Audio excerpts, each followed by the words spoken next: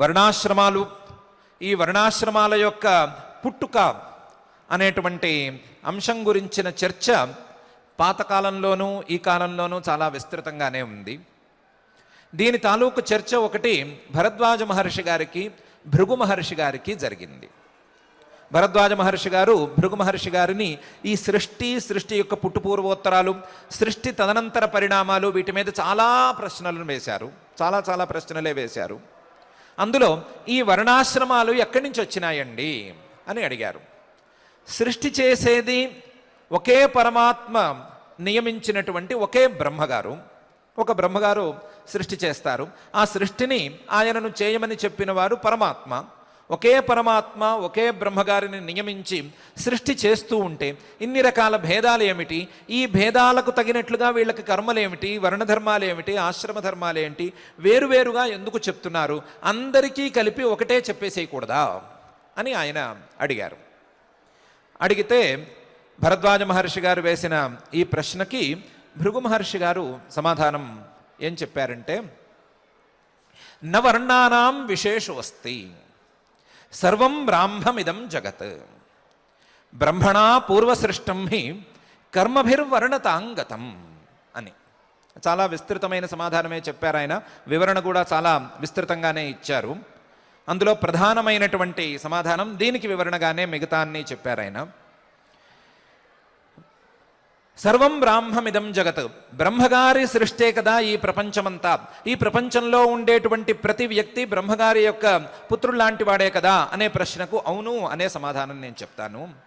ఏమీ లేదు. నా వర్ణానాం విశేషోస్తి, ఏ వర్ణానికి, ఏ జాతికి లేదా ఏ వ్యక్తికి ఏ రకమైనటువంటి విశేషము లేదు. బ్రహ్మగారి పుత్రులు లేదా బ్రహ్మగారి సృష్టిలో భాగము అనే అంశంలో అందరూ సమానమే, ఏమీ తేడా లేదు. కానీ సమానంగా ఉండేటువంటి వీరు సమానంగా ప్రవర్తించటం లేదు, సమానంగా నడుచుకోవటం లేదు.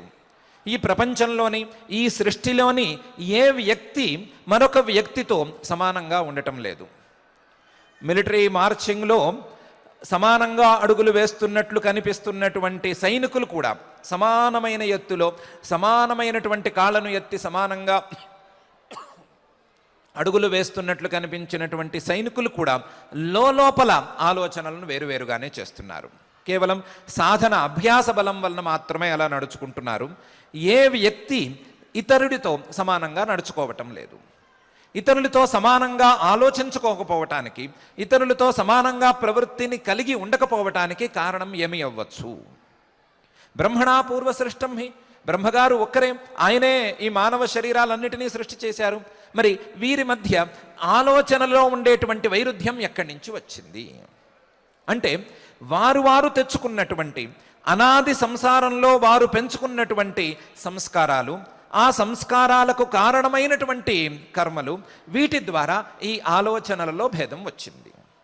ఆలోచనలలో భేదం రావటానికి, ఒక వ్యక్తికి మరొక వ్యక్తికి ఆలోచనలలో భేదం రావటానికి ప్రధానమైన కారణం ఆయా వ్యక్తులు ఆయా జన్మలలో ఆయా కర్మలను చేసుకుని వాటి ద్వారా తమకు తామే సంస్కారాలను కలిగించుకుని ఆ సంస్కారాలకు తగినట్లుగా నడుచుకోవటమే.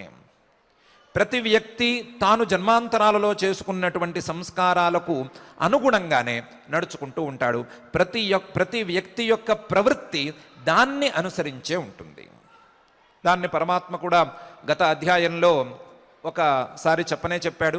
ప్రకృతిం యాంతి భూతాని నిగ్రహ కింకరిష్యతి అని.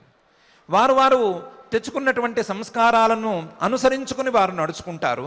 నిగ్రహ, బలవంత పెడితే మాత్రం ఎక్కడి నుంచి ఏమొస్తుంది? బలవంతం అనేది మానవుణ్ణి సవ్యమైనటువంటి దారిలో నడిపిస్తుందా అంటే నడిపించదు. ఎందుకంటే మానవుణ్ణి బలవంతం కంటే కూడా బలవంతంగా నడిపించేది మానవుడు తెచ్చుకున్నటువంటి సంస్కారం. ఈ సంస్కారాలను దృష్టిలో ఉంచుకుని, ఈ సంస్కారాలను కేటగరైజ్ చేసుకుని, ఈ సంస్కారాల కేటగిరీలను వివిధాలుగా నిర్ణయించుకుని ప్రధానమైనటువంటి 4 కేటగిరీలని మనసులో ఉంచుకుని 4 వర్ణాలు అనే వ్యవస్థ చేశారయ్యా. ఒకే బ్రహ్మగారి సంతానం, ఆ సంతానంలో ఉండేటువంటి మార్పులు క్రమంగా జరుగుగా ఆ సంతానంలోనే జన్మలు జన్మలుగా వారు వేరువేరుగా ఆలోచించటం, వేరువేరుగా పనిచేసుకోవటం, వేరువేరుగా వాళ్ళ ప్రవృత్తులను కలిగి ఉండటం లాంటి కారణాల వలన ఈ 4 రకాల విభాగాలకు లోను కావలసి వచ్చింది.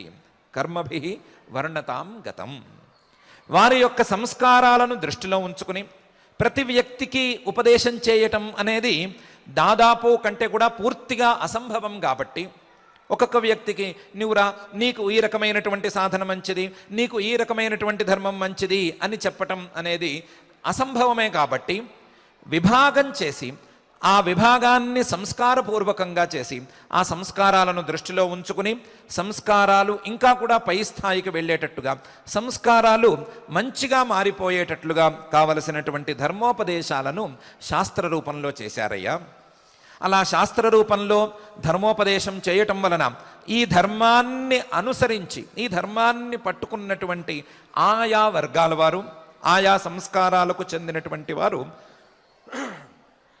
తమ సంస్కారాలను ఇంకా పెంచుకుని తమ యొక్క సంస్కారాలను సాత్వికాలుగా మార్చుకుని తమ యొక్క సంస్కారాల యొక్క దోషాలన్నిటినీ పోగొట్టుకుంటారు. అందరికీ సంస్కారాలున్నాయి, అందరి సంస్కారాలలో దోషాలున్నాయి. ఎవరి సంస్కారాలలో ఏ దోషాలున్నాయి, ఎవరి సంస్కారాలలో ఉండేటువంటి దోషాలు ఏ రకమైనటువంటి ధర్మాచరణ ద్వారా పోగొట్టబడతాయి అనే విషయాన్ని దృష్టిలో ఉంచుకుని ఈ రకమైన ఉపదేశం చేశారయ్యా. అందువలన బ్రహ్మగారి సృష్టి ఒకటే, బ్రహ్మగారి సంతానం ఒకటే, బ్రహ్మగారి సంతానంలో ఏ రకమైనటువంటి తేడా లేదు అనేది ఉన్నప్పటికీ వారికి యోగ్యమైనటువంటి, వారికి అనుకూలమైనటువంటి ధర్మోపదేశం శాస్త్రాలలో చేయబడింది అనే విషయాన్ని భృగు మహర్షి గారు భరద్వాజ మహర్షి గారికి విస్తృతంగా చెప్పారు. ఆ విషయాన్నే చెప్తున్నాడా అన్నట్లుగా పరమాత్మ కూడా బ్రాహ్మణ క్షత్రియ విశాం శూద్రాణాంచ పరంతప కర్మాణి ప్రవిభక్తాని స్వభావ ప్రభవైర్గుణై అని అంటున్నాడు.